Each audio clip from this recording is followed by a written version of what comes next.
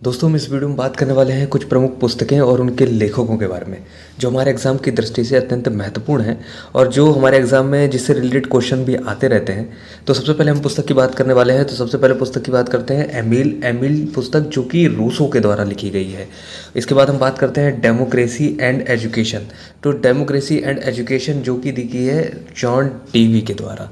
इसके बाद हम बात करते हैं in minds of man. In minds of man है गार्डनर मर्फी। अब इसको कैसे याद रखेंगे हम लोग? In minds of man, man minds minds में मर्फी, माइंड में मर्फी, माइंड में मर्फी, माइंड में मर्फी, माइंड में मर्फी, माइंड में मर्फी। इसी तरीके से डेमोक्रेसी एंड एजुकेशन को जॉन डीवी, डेमो में डीवी, डेमो में डीवी, डेमो में डीवी, डेमो में डीवी। इसी प्रकार एमिल ए मील, मील तो मील कहाँ तक, कितने मील? रूस तक जाने तक का मील। कितने तक मील? रूस तक जाने तक का मील। Emil Rousseau. इसके बाद democracy and education John Dewey. In minds of man Gardner Murphy. इसके बाद हम बात करते हैं दिवा स्वप्न के बारे में। दिवा स्वप्न है गिजुभाई बधेगा जी की। इनको बाल गांधी के नाम से भी पूछा जाता है। ये महत्वपूर्ण है तो इसलिए हमने इसको ब्रैकेट में लिख दिया है कि बाल गांधी के नाम से किसको जाना जाता है, तो गिजुभाई बधेगा जी को जाना जाता है। इनकी पुस्तक है कौन सी? दिवा स्वप्न। इसके बाद हम बात करते हैं सोशल कॉन्ट्रैक्ट। तो सोशल कॉन्ट्रैक्ट यानी कि रूसो। अब कॉन्ट्रैक्ट रूसो मील, मील का तय करते हैं तो हम लोग किसके? रूसो। रूसो भी हमने बात की थी मील के बारे में। इसी प्रकार मील कब तय होगा? मीलों का सफ़र होगा तो कॉन्ट्रैक्ट वगैरह होता है, सड़क का कॉन्ट्रैक्ट, तो उससे रिलेटेड करके हम लोग याद कर लेंगे social contract Rousseau, social contract Rousseau. इसके बाद हम बात करते हैं इमोशनल इंटेलिजेंस। इमोशनल इंटेलिजेंस तो की है गॉलमैन की। किसकी है? गॉलमैन की। अब कैसे याद करेंगे? सबसे याद करने का सबसे बेहतरीन तरीका है कि इमोशनल, हम लोग कब इमोशनल हो जाते हैं? जब इमोशनल हो जाते हैं तो हमारे गाल कैसे हो जाते हैं? कैसे हो जाते हैं? इमोशनल टाइप के, लाल लाल टाइप के गाल हो जाते हैं तो हमको पता लग जाता है कि व्यक्ति इमोशनल है। तो इमोशनल से गॉल, गाल, अब गाल से गॉलमैन। Emotional intelligence गॉलमैन।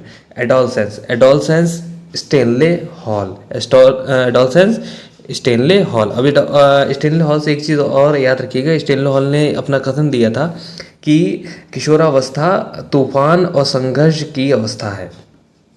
तो इससे याद रखिए, ये इनका कथन है, ये भी काफ़ी बार पूछा जाता है। तूफान और संघर्ष की अवस्था किसने कहा है? तो स्टेनले हॉल ने कहा है। और एडोलसेंस किसकी पुस्तक है? तो स्टेनले हॉल जी की पुस्तक है। इसके बाद हम बात करते हैं संवेगात्मक बुद्धि। अभी हमने बात की थी इमोशनल इंटेलिजेंस के बारे में, तो हमने बात की थी गाल के बारे में। ऐसे ही संवेग, संवेग भी तो इमोशन है एक तरीके का। संवेग को ही इमोशन क्या कहते हैं? हम लोग इमोशन कहते हैं। तो इमोशनल इंटेलिजेंस किसकी हो गई? गॉलमैन की। संवेगात्मक बुद्धि, संवेग, संवेग आ रहा है ना, तो किसकी हो जाएगी? गॉलमैन की। कब इन्होंने दिए? 1995 में। इसके बाद हम बात करते हैं कि गेस्टॉल्ट साइकोलॉजी। तो गेस्टॉल्ट साइकोलॉजी है किसकी? कोहलर की। अब गेस्टॉल्ट साइकोलॉजी किसकी? कोहलर की। क्योंकि ये कोहलर हो गए, मैक्स वर्दिमर हो गए, ये सब क्या थे? गेस्टॉल्टवादी थे। अब गेस्टॉल्टवादी थे तो इनका क्या था? इन्होंने गेस्टॉल्ट साइकोलॉजी किसने दी? तो गेस्टॉल्ट साइकोलॉजी दी हमारी कोहलर ने। अब इसके बाद हम बात करते हैं हिंदू साइकोलॉजी। तो हिंदू से याद रखिए, हिंदू अखिलानंद, नंद, हिंदू अखिलानंद, हिंदू साइकोलॉजी अखिलानंद, और गेस्टॉल्ट साइकोलॉजी कोहलर। इसके बाद हम बात करते हैं इंटरप्रिटेशन ऑफ ड्रीम्स। अब ड्रीम्स की बात हो रही है तो ड्रीम्स की बात जब भी होगी तो हम लोग बात करेंगे सिगमंड फ्राइड की।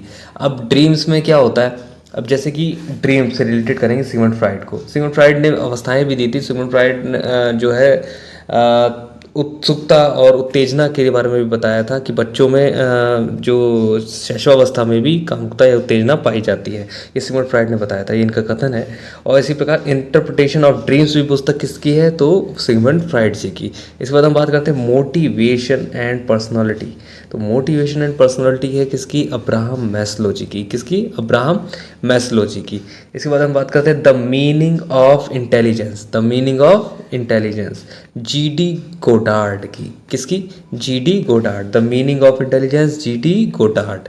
इसके बाद हम बात करते हैं कि the psychology of intelligence. The psychology of intelligence. अब इंटेलिजेंस की बात की जाएगी तो फिर पियाजे जी का नाम ना आए तो ऐसे कैसे हो सकता है?